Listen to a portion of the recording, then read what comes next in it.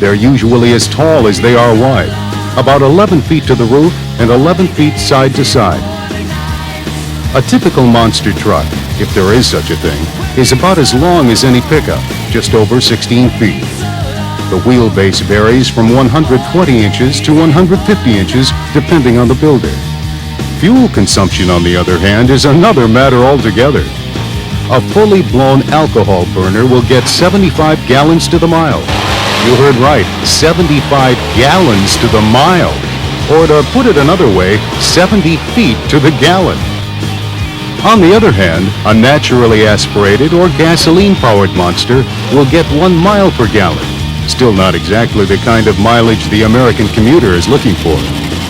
Fortunately, most monster trucks only race a few hundred feet at a time. As for speed, monster trucks are not built to set the world land speed record, but they can motor right along. Top speed is 50 to 60 miles per hour. Of course, that doesn't count when you're jumping cars.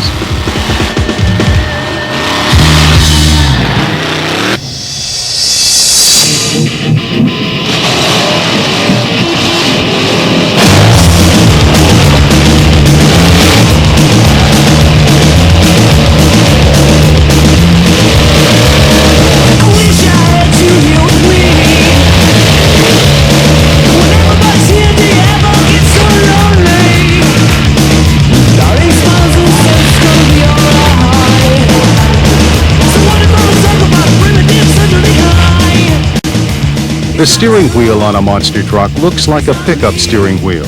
As a matter of fact, it is. The steering wheel is only part of the actual steering mechanism. Power steering on the front is normal hydraulic steering for a heavy-duty truck like an 18-wheeler. There's a separate reservoir and pump.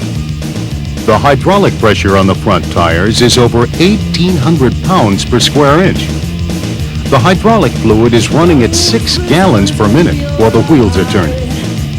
The basic steering system is pretty simple, but not small.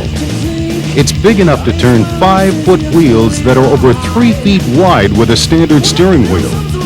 The axles on this monster are 10-ton Clark planetary ends with 5-ton Rockwell centers from some pretty heavy military equipment.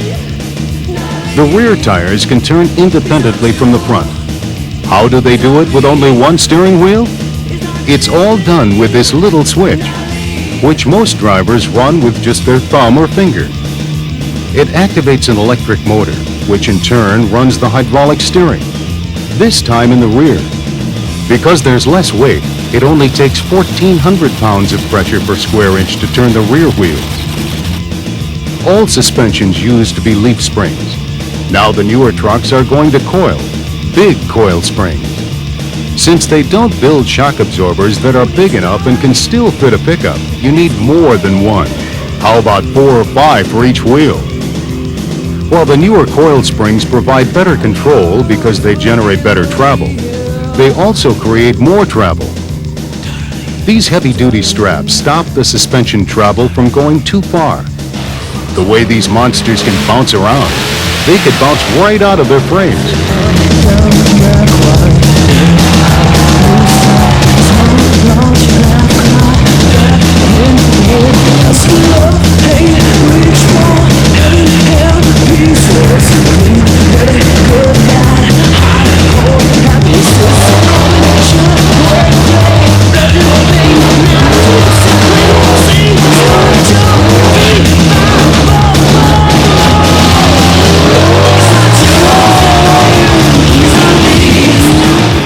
Actually, the brakes aren't really monsters.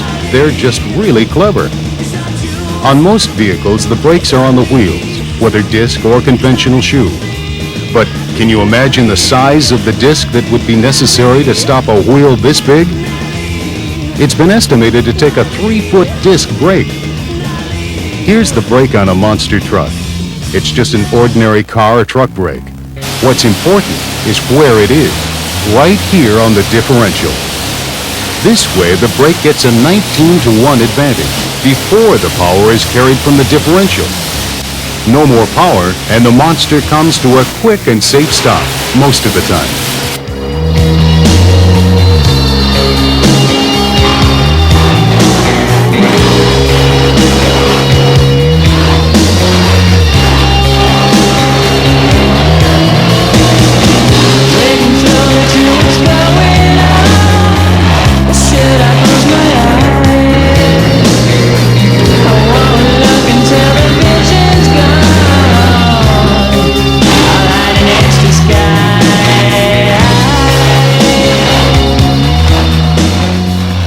Most monster trucks start their lives like any ordinary pickup truck. They're usually 3/4 or 1-ton models. In fact, if you look carefully along here, you can see the original frame. Special supports are welded on to raise the ground clearance and provide needed strength. This truck's added a kind of bridge work, not only to stiffen the frame, but protect it when the truck lands square on a car. The bodies are unchanged from stock, except for 3 things. First, there's no bed in the back. Monster trucks aren't used much for hauling, so why carry the weight?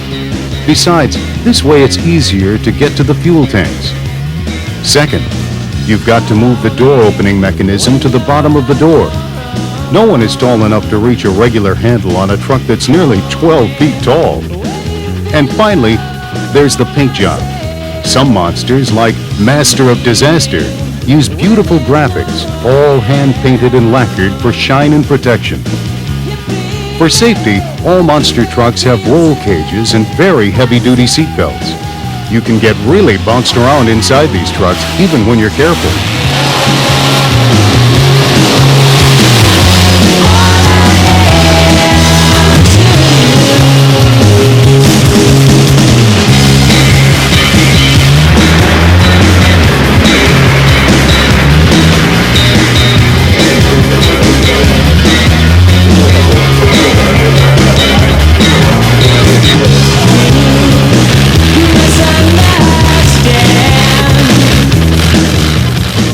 The engine is the heart of any monster truck. On Master of Disaster, the big block Chev engine is blown, injected, and burns alcohol.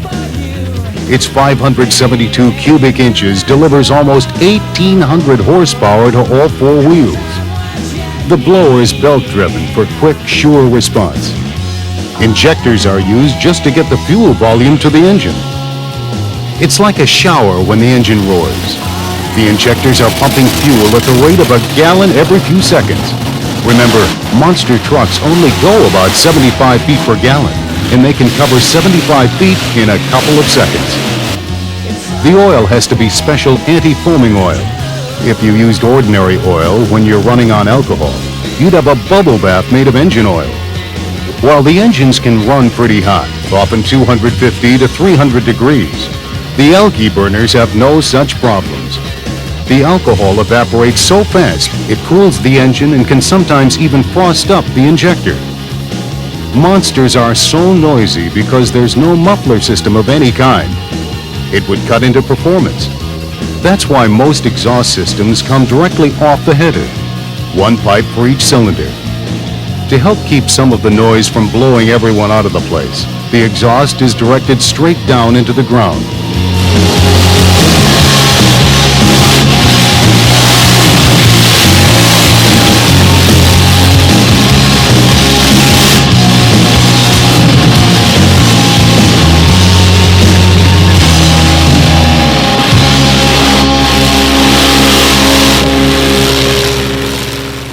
With 4-wheel drive and 4-wheel steering, delivering power to the wheels is no simple matter in a monster truck. The transmission itself is simple enough, usually from the original truck or even a car. It's often a Turbo 400 or similar transmission, but it's custom modified to take the huge increase in horsepower. After clearances are adjusted and bands tightened, the valve body is changed. While it started out as a fully automatic transmission, the valve body change makes it manually shifted.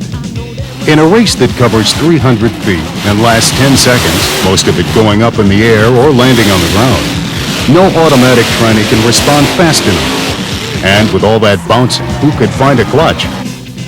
The transfer case is another matter altogether. This one is air shifted and came off a 6x6 military truck. It can take the strain.